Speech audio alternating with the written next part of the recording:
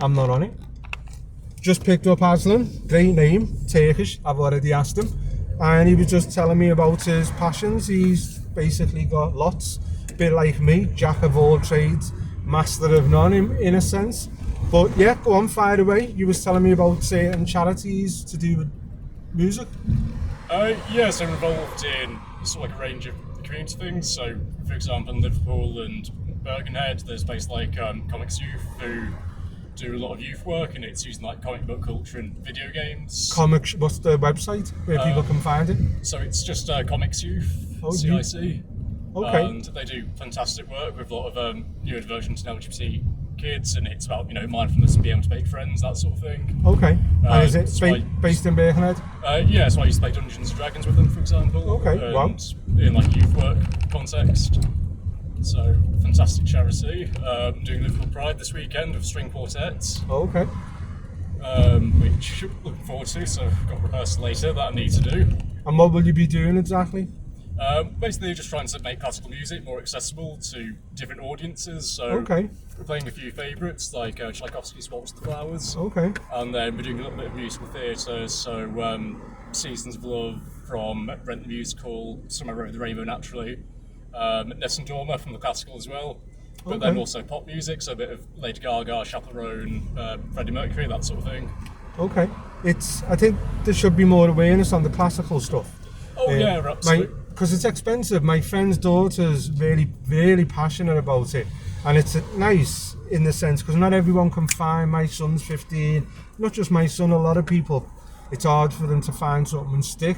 Yeah. And some people can just find it and they love it, and ultimately that's how you become to master your craft. That's it, but also part of the issue is that it's not accessible to everyone, so it is something that's got a reputation for being elitist and very expensive. Yeah. And how do you bridge that? Well, for example, I Ashlyn can't always afford to get tickets to concerts, and I'm only an amateur, so I also haven't always been able to afford, getting constant lessons, which is ideally the best way to improve if you're constantly, getting that attention one-on-one from a teacher. So I'm a member of a few community orchestras as well in Liverpool. So you are? Yeah, so I've got a nice... Name it again. So Liverpool String Orchestra. Okay. There's South Liverpool Orchestra, Phoenix. Okay. And there's also the Orchestra Rand, which is sort of an LGBT musical theatre group. Okay. And then I've been involved in a few choirs. As well on sort of like an ad hoc basis, so Fauré's Requiem, Mozart, Vivaldi's Gloria, one of my favourites. Okay. So there's a lot going on with classical music in Liverpool, and I think that's a really good way of building the passion, where people are actively engaged in it, and it's a wonderful way to make friends because you're just surrounded by like-minded people who you're playing with, and you're able to constantly build that talent. The more that you practice, obviously, and you've kind of got an excuse to go to rehearsal every week, and you build your skills by doing that. Yeah. So it's a little bit more accessible than constant lessons, because I think it's like £30 for to attend an orchestra for an entire term versus £30 per lesson. Okay. But it needs to be more accessible for the working class, especially where, for example, if you can't afford the instruments, can't afford the lessons, or if you're sharing a room with a sibling as a kid, for example. Or you're in some sort of accommodation where, again, you're sharing with other people, or you've got neighbours. I'm fairly middle class, and I grew up with, a detached house. Okay. Where, it was very easy for me to practice until 9 o'clock at night.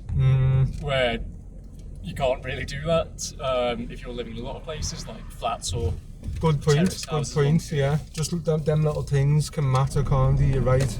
Yeah, absolutely. But is it changing? Is the more working class getting involved in it, would you say, from what you've seen over the years?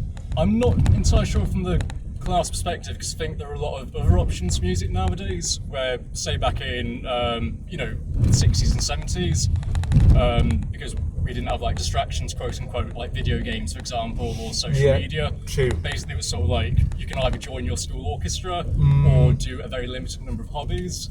Okay. However, which isn't strictly class relevant, but you know what I mean. Now there's other ways that working class people can get enjoyment and try different genres. Yeah. So, for example, if you've got an iPad, you might try digital music, and you can use the iPad for many things, which is a bit more cost effective. Okay. However, we've also had fantastic stuff with social media, So we had Two Set Violin, for example, which is a YouTube channel based on, doing like comedy sketches about what it's like to be a professional musician or trivia.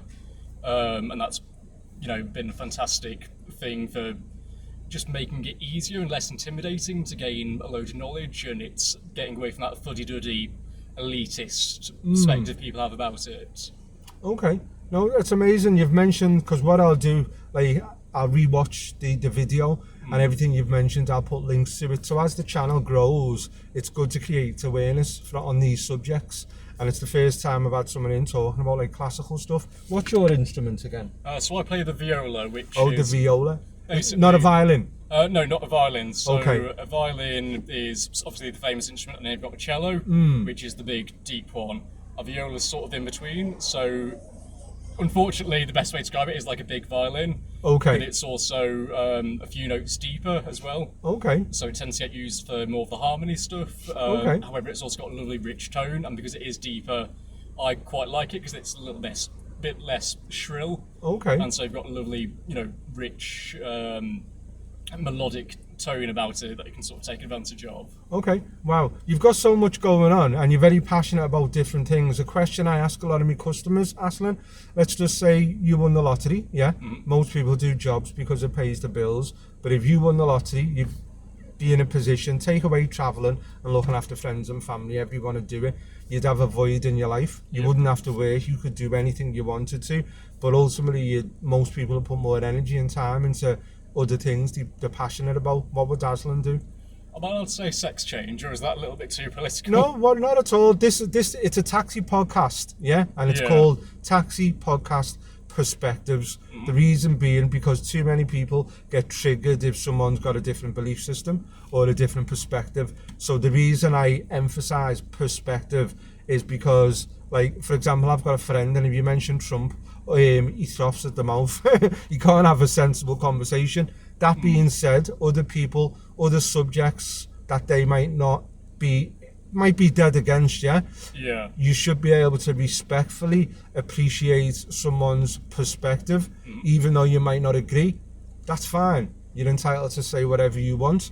Whether someone agrees is down to them. You shouldn't offend someone. You should just walk away with that positive, constructive exchange. So you said to me then, if you won the lottery, you'd want to have a sex change. So okay. I mean, to offer more personal context, so I'm a transgender man. I was quote unquote born female, but then when I was 18, I started taking. I basically got a prescription for testosterone.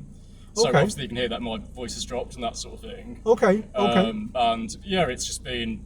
Obviously, it's not for everyone. It is like a small minority of people who've got a specific condition called gender dysphoria, which is mental health-wise the best option for me to, be able to get through my life was to start taking male hormones. Yeah. A bit like if you've got depression, you've got sort of like a dopamine. You haven't got enough dopamine.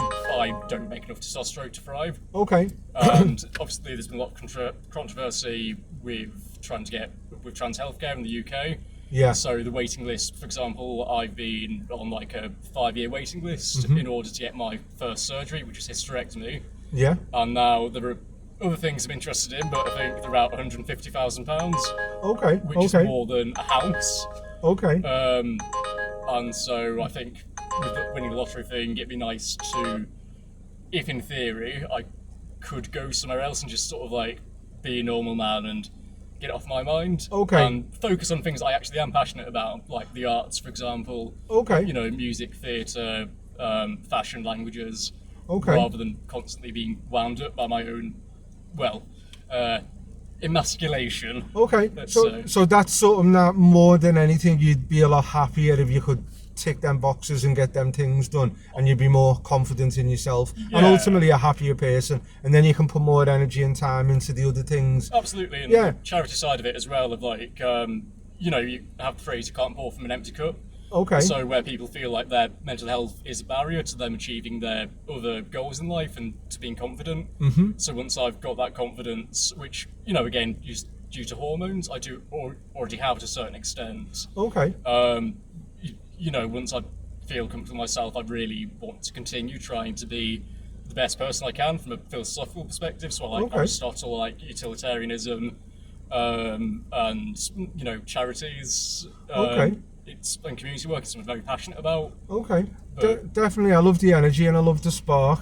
And like I say, it's whatever, like, my limited understanding of the trans stuff. I think a lot of people's issue, it's very broad, but let's say at a young age and you have kids, again, the hormones, or some people do it for a trend and then change their mind. But I know people, myself personally, and they've had it done. I mean, once again, my limited knowledge of it, things can go wrong at a biological stage in transition at an early age, and someone can be born like yourself, who feels, I think, correct me if I'm right, I think you said you was born a female? Quote unquote, yeah. Yeah, but then you feel you was born in the wrong body. Is that what you're saying? That's one way of putting it, where I think biological sex, but it's a much broader spectrum than we've perhaps given it credit for. I don't think it's necessarily male and female. I would consider myself part of a third sex, essentially. What's that? Is that both? Yeah, to an extent, or if you look at it as a spectrum where you do have conventionally female at one end and conventionally male at the other. I don't actually consider myself biologically female, because if you gave a woman basically the prescription of hormones I was on, she would, quite frankly, have a horrible time on it. Because her body and her neurology, it's not made to tolerate a high level of testosterone. My body and my neurology, even though externally it appears that my body is female, it can't actually handle female hormones. But obviously it isn't, quite the same as a man's body. So I would actually consider myself in between biologically. Is that like what's the singer, Sam Smith? So Sam Smith, as far non-gender, as can tell, is non-binary. Is that the same what you're saying, or no? I think it's more of a cultural, you can call it cultural, psychological, for example, of I've got a very medicalised perspective of my gender identity, but there's also the cultural aspect where it's not just about getting testosterone, it's also about how I feel in terms of when I'm with men, for example. Like, say I'm at a party or a family reunion, I will go to... we had a wedding recently where, it's sort of like men on one side, women on the other, and I went to the men's side, and sort of, even though I'm do you know what I mean? It's cultural as well. It's how you sort of who you feel your community's most with. In Sam Smith's case, it's a case of not relating fully to men, not relating fully to women, relating to experiences that are somewhere in the middle, which in itself is really diverse as well. No, very interesting perspective. And like I say, people need to be respectful and open-minded to someone's position and perspective ultimately. And how many people do you think, it's an odd question to ask, percentage-wise? Would you say it's 5%, 10%, or is it growing? It's actually, they did it at the recent census, and I think it just came to about 1%, and it's roughly even split between transgender men like me, transgender women, and then a smaller proportion of non-binary people. I think. So I'd be very surprised if it was more than 2% of the population. And I think especially when it does come to, this idea of contagion, that there's been a lot of negative propaganda around it. It's, I think it is, again, just a propaganda case, you know what I mean? It's happened with every minority community, it's happened with Jewish people in the past, for example. So, it's been at stuff like the Dreyfus Affair, where in France, for example, there was a lot of, we've got all of these Jewish people coming from, Russia and Eastern Europe, and they're taking over the country. And they'd actually exaggerate the statistics of how many people were coming. Which is, what we're also seeing with Muslims in the modern context of, we've got too much immigration. And so, it's too many people, there are too many immigrants, there are too many trans people, etc., etc. And it's not actually, it's a lot less than you think, and we're just normal people, but we're sort of being demonized in a way where it seems like, we really you can't escape the conversation, even though we just kind of want to have normal lives and not constantly be talking points. No, definitely, and people have to respect that. And ultimately, I think anyone on the planet, they need to, you know, be able to express themselves and ultimately be happy. And if you feel that's what makes you happy, like you said, if you won the lottery, that's, as well as everything else what you've going on, you've got tons of sparks, doing this, doing that, playing instruments, but ultimately I think that's probably the ultimate thing, and at some point you'll get to that position where you're happier. Yes, it's definitely better than I was doing when I was a teenager. So, okay, so yeah. you're making good progress.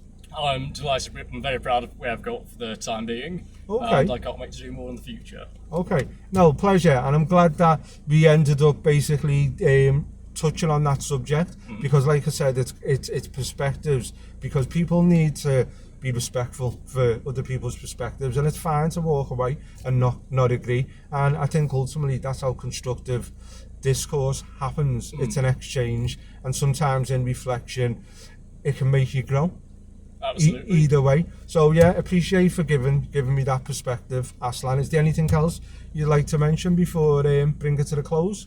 I mean, it's very apt because we've got Liverpool Pride this weekend, and I very much hope that people have a good time, but also we do need to continue to recognise that we need to continue making positive progress and not resting on our laurels in terms of, you know, inclusion for vulnerable people in general, and recognising everyone's got their own problems, and so instead of creating more problems for each other, why don't we try and solve each other's problems together? Yeah, totally. Unity is the key. Yep. Yeah, division on any situation it never solves the problem. Things would be a lot easier if everyone could just calm down a little bit. Definitely. Great advice from Ashlyn, and thank you again.